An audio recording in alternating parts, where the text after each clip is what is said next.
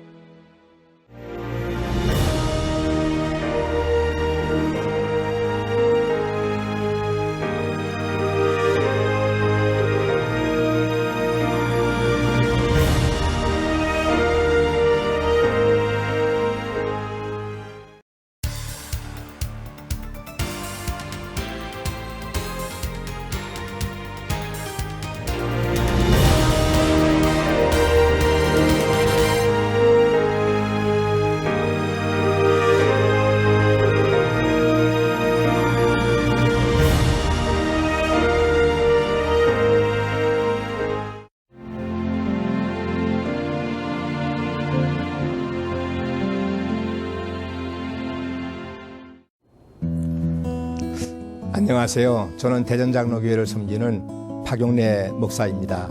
오늘은 당신은 행복한 자로 살아갑시다 하는 주제를 가지고 함께 말씀을 생각하도록 하겠습니다. 신명기 34장 29절에 있는 말씀, 이스라엘이여 너는 행복한 사람이로다. 이 말씀은 모세가 이스라엘 백성들을 축복했던 말씀입니다. 그리고 모세가 마지막 세상에 남기고 싶었던 말 중에 하나였습니다. 너는 행복자로다. 이 말씀은 모세의 고백이며 희망이며 동시에 예언이라고도 말할 수가 있습니다. 새로운 정부가 들어서면서 새로운 18대 대통령이 취임하면서 국민 행복 시대를 이루겠다고 약속을 했습니다. 정말 행복하게 살아가는 비결이 무엇인가를 같이 생각하게 됩니다. 사랑하는 시청자 여러분, 여러분은 행복하기를 원하십니까? 성공하기를 원하십니까? 여러분의 자녀들은 성공한 자녀가 되기를 원하십니까? 아니면 행복한 자녀가 되기를 원하십니까? 많은 사람들에게 물어보았더니 행복하기를 원한다고 대답을 했습니다.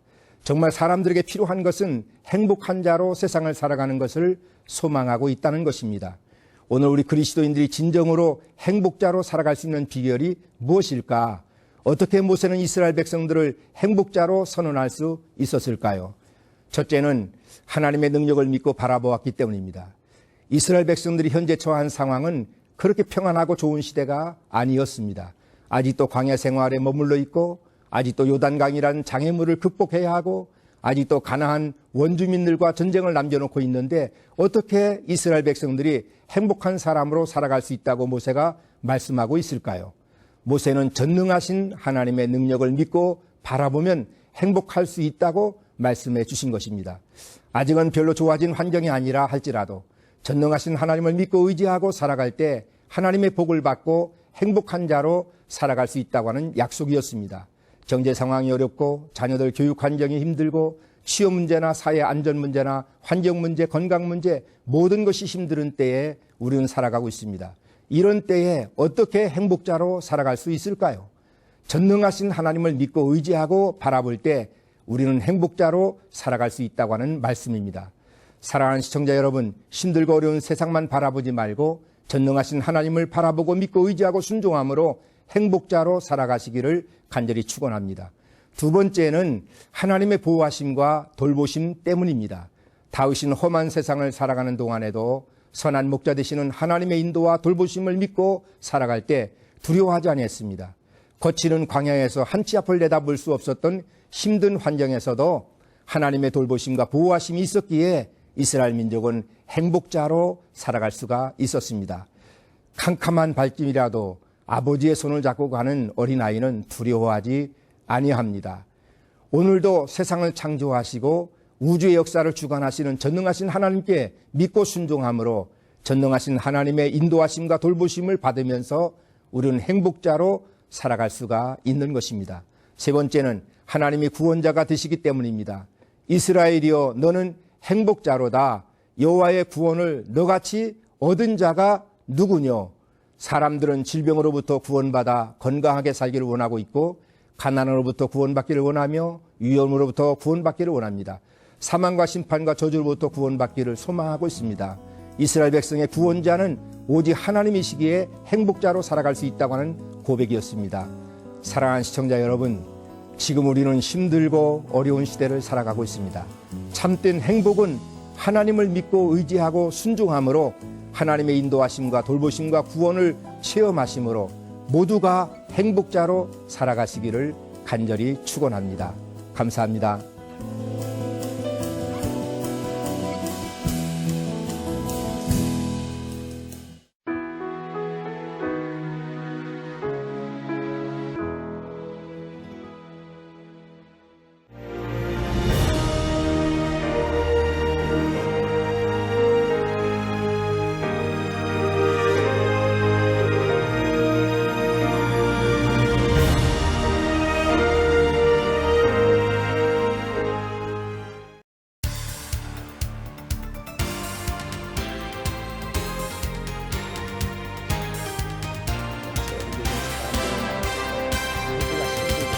어렵다고 말씀들을 많이 합니다. 그런데도 우리나라는 아시아에서 일본과 싱가포르를 제외하고는 잘 사는 나라가 됐습니다. 불과 반세기 전 우리나라는 동족 간의 전쟁으로 인해서 폐허가 되었던 나라 아닙니까? 그런데도 이 전쟁을 극복하고 한강의 기적을 이루고 경제를 개발하고 민주화를 정착시키고 세계 올림픽을 유치하고 월드컵을 치러내고 또 축구가 4강에 들어가고 길거리 응원으로 인해서 세계 모든 민족에 감동을 주고 그리고 세계 모든 사람들에게 이목이 집중되어지는 그런 나라가 됐습니다. 우리나라가 이렇게 발전한 힘이 어디서 왔을까 생각해 봅니다. 저는 요즘 시내 길거리에 나가보면 자동차가 쏟아져 나오는 것을 봅니다. 사람들은 교통체증 때문에 어렵다고 합니다. 그러나 저는 길거리를 바라보면서 마음에 진한 감동을 받습니다. 우리나라가 이렇게 경제가 발전하고 잘 살게 되어진 것이 어디서 온 힘일까? 우리나라가 석유가 납니까? 아니면 자원이 풍부합니까? 땅이 넓습니까? 인구가 많습니까? 도대체 우리가 이렇게 발전한 힘이 어디서 온 겁니까? 불과 이제 우리 민족이 생각해 보면 이제 제가 어렸을 때 보면 가장 세상에서 복받기를 원했던 민족입니다. 하늘을 바라봐도 땅을 바라봐도 자연을 바라봐도 그리고 이상한 바위나 나무에게 복을 달라고 빌었던 민족입니다. 집안에 여러 가지 신상들을 만들어 놓고 얼마나 복받기를 위해서 빌어온 민족입니까? 대문에도 복복자, 여자 옷구름이나 동정에도 복복자, 심지어는 수저나 밥그릇이나 모든 것에 복복자, 그렇게 복을 빌어왔던 민족입니다. 그런데 그때가 우리 민족은 가장 찢어지게 가난하게 살았습니다. 먹을 것이 없어서 굶주리는 때였습니다. 왜 그렇습니까? 복을 줄 수 없는 것들에게 복을 달라고 빌어왔기 때문입니다. 이 나라에 기독교 복음이 들어와서 미신을 타파하고 학교를 세우고 병원을 세우고 한글을 보급하고 개화운동을 일으키고 이런 정신의 바탕 속에서 하나님의 도우심으로 우리나라가 이렇게 아시아에서 잘 사는 나라가 된 줄로 믿습니다. 이제 이 세계에 보면은 작지만 큰 나라가 있고 크지만 작은 나라가 있습니다. 소련은 큰 나라지만 작은 나라로 전락했습니다. 이스라엘은 작지만 큰 나라가 됐습니다. 땅도 작고 인구도 작습니다. 그런데 이스라엘은 인구도 한 500만밖에 되지 않지만은 전 세계의 노벨 평화상을 40% 이상이 그 다음에 유태인들이 차지하고 있습니다. 세계 0.2%밖에 안 되어지는 유태인들이 세계 역사에 위대한 영향력을 끼치고 있는 것은 그 힘이 어디서 온 겁니까? 바로 여호와 하나님을 경외하는 힘에서 온 것입니다.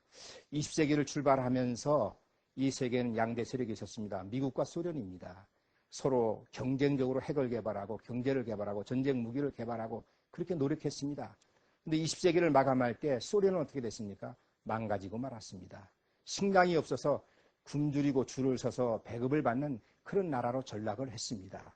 왜 그렇습니까? 소련은 공산화되어지면서 교회당을 폐쇄시키고 그 교회당을 공회당으로 만들고 오락장으로 만들었습니다. 하나님을 저버렸습니다.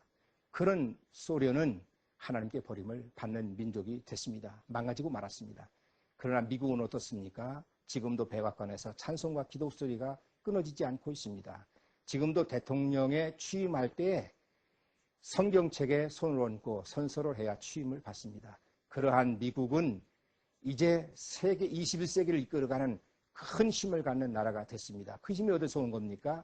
여호와 하나님을 경외하는 힘입니다. 인간이 최선을 다하고 노력하지만 하나님을 믿고 의지하고 하나님을 경외하고 하나님이 우리를 도와주시고 축복해 주시는 그 힘으로 살아갈 때 우리는 세계에서 잘 사는 민족이 될 수 있고 승리하는 민족이 될 수가 있습니다. 사도 바울이 나에 대한 것은 오직 하나님의 은혜로다. 이 간증이 우리 민족의 간증이 되어지고 성도들의 간증이 되시기를 바랍니다.